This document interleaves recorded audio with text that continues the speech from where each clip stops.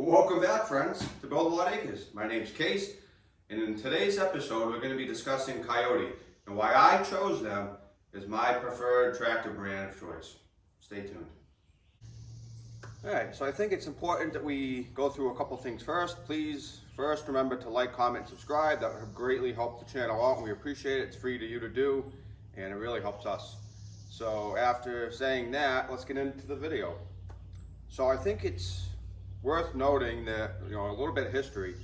I grew up on a rural property in a small town here in Massachusetts, and I've used a number of different brands of tractors through the years since being a little kid with my father. Anything from John Deere, Kubota, and now Kioti. So, I'm basing this off of a few different things as well as price points, but we're going to get into all of that in the video, so stay tuned. So when I started off my journey here as a homeowner, this is actually my second house, and it's a large property, 21 acres. I actually maintained it the first several years with garden tractors, and I quickly realized that I really needed a bigger tractor to make things more efficient, easier, possible, etc. So that's when I started looking at different brands. And so my father had a 750 John Deere for quite a few years when I was younger.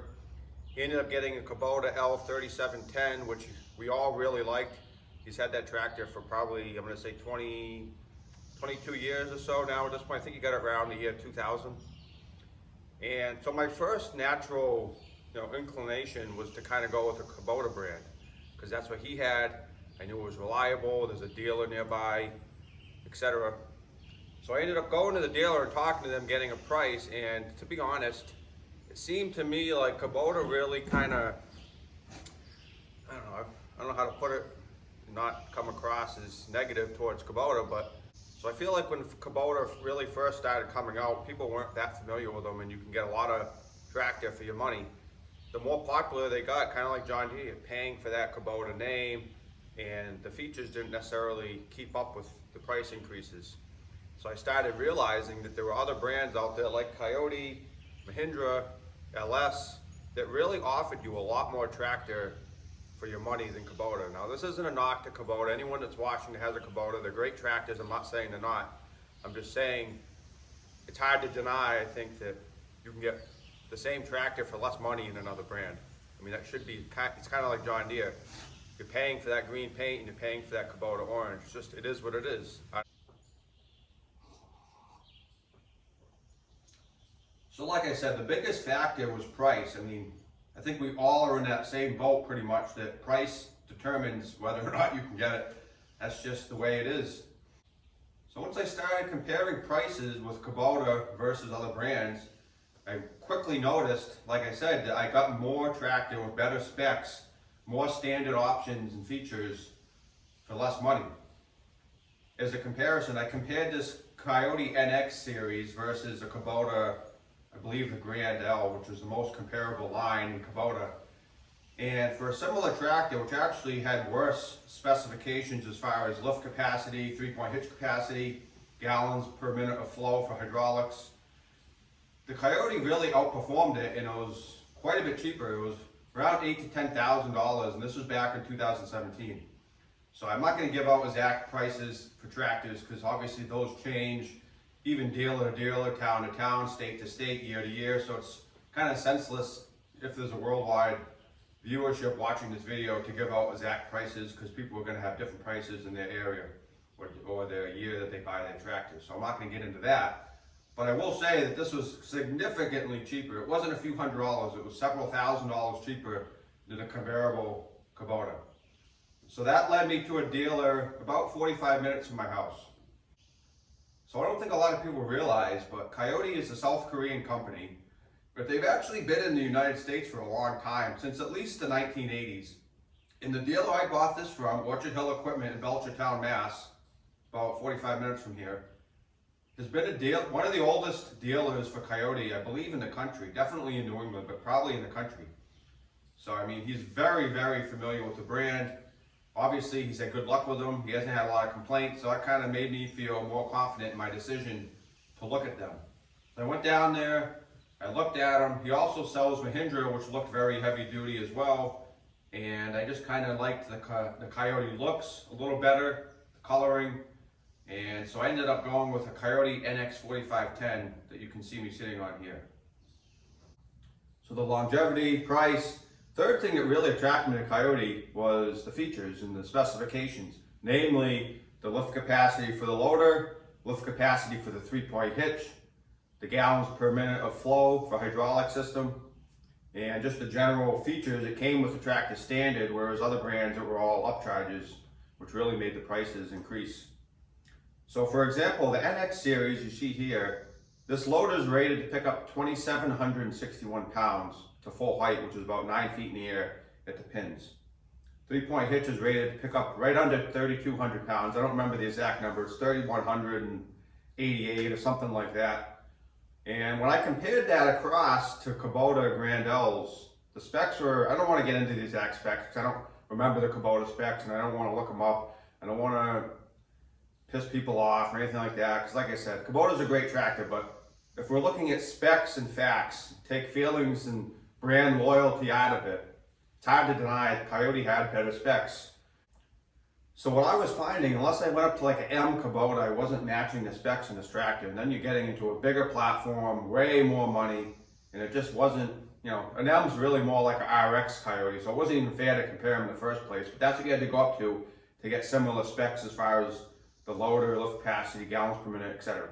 The only other brand that I really was impressed with the specs on was Mahindra. They seem to have really good specs too. They seem to be really heavy as far as the weight of the tractor, which obviously for a tractor is very good.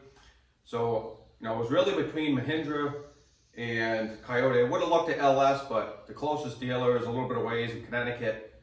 And I really like the orange look better than the blue. It's nothing against LS. I just wanted this look because I have a lot of orange tractors as far as my simplicities, my Case Ingersoll, so I kind of wanted to keep the orange look. I do have a blue Ford, but so once I started looking at the specs, you know, it really became, at that point I was sold on Kioti. I test drove this. I also test drove a DK, which is a really popular series of Kioti. Basically the same as the NX with a little less features, standard. So like I said, the specs were really good in the Kioti, and it also came with things standard that some of the other brands I looked at didn't have. I'm not saying those brands don't offer these features, but the models I looked at the time, in 2017, which is when I bought this, at that time when I looked at the other brands, those particular models, they didn't have the features. Some of the things I'm talking about, like in the back of the tractor, it has the lever so you can lower and raise the 3-point arms while the tractor's running and you don't have to be on the machine. That was a really nice feature. I also like how they do the selective valve on the controls. That was an add-on, but I like how it comes standard with floor mats. I like how it's all steel. The hood, fenders, everything's steel. I don't want plastic on my tractor. That's not to say plastic isn't good or you can't have one, but me personally, I prefer metal. I just think it's more heavy duty. And yeah, I mean, so in conclusion to today's video, I guess I should probably tell you, you know, what are my thoughts after owning this for, let's see, I got it in May of 2017. So we're talking 5 years and 2 months. So this is my, I guess, 62-month review. Honestly, I couldn't be much happier, I don't think, with what I decided. I think for what I do around here, I got 21 acres. This is a perfect size machine. I almost debated going with something a little smaller, like a CK series, which would be more like a Kubota B, but I'm glad I didn't. I think that size would be better for maintaining a property that's already established, but when I bought this property about 11 years ago, it was not established. The previous homeowner didn't do a lot of work to the property. I had to do a lot of work, and I'm still doing work, and it's a never-ending process, which I'm sure a lot of you guys can relate to, or girls. So I really need a big tractor to do heavy-duty dirt work, grading, things like that, and I think this is going to do a lot better and has done a lot better than a CK would do. If I was just mowing and maintaining, you know, manicured lawn, like I said, I think the CK would have been more than enough. But for what I do, you see my logging videos, some of the logs I'm picking up, there's no way a CK would lift those. So I'm really happy with my choice. It's been great. I have a multitude of implements for it. I have the standard bucket. I have an 8-foot snow plow I can angle from the seat with my third function valve, which is on the joystick here, which is really handy. That thing's this comes in super handy in the winter, plowing my driveway, which is about 1,000 foot long. You know, I have a 7-foot York rake for the rear. I just recently got a ratchet rake to go on the bucket. I have a front grapple. I have forks. I have a rear forks, dump boxes. I have a number of different attachments for this tractor, and every one of them is really, you know, it makes transforming your property and doing a lot of work quickly so easy. And if anyone's wondering about getting a Kioti, I would not hesitate. The biggest issue, I would say, if you want to call it an issue, is they don't have as many dealers as some of the more well-known brands like John Deere, Kubota. It seems like there's Kubota and Deere dealers everywhere. You could probably drive within half an hour and get to one. Whereas Kioti, the only one I'm really familiar with around me is about 45 minutes away in Belchertown, which is where I got this.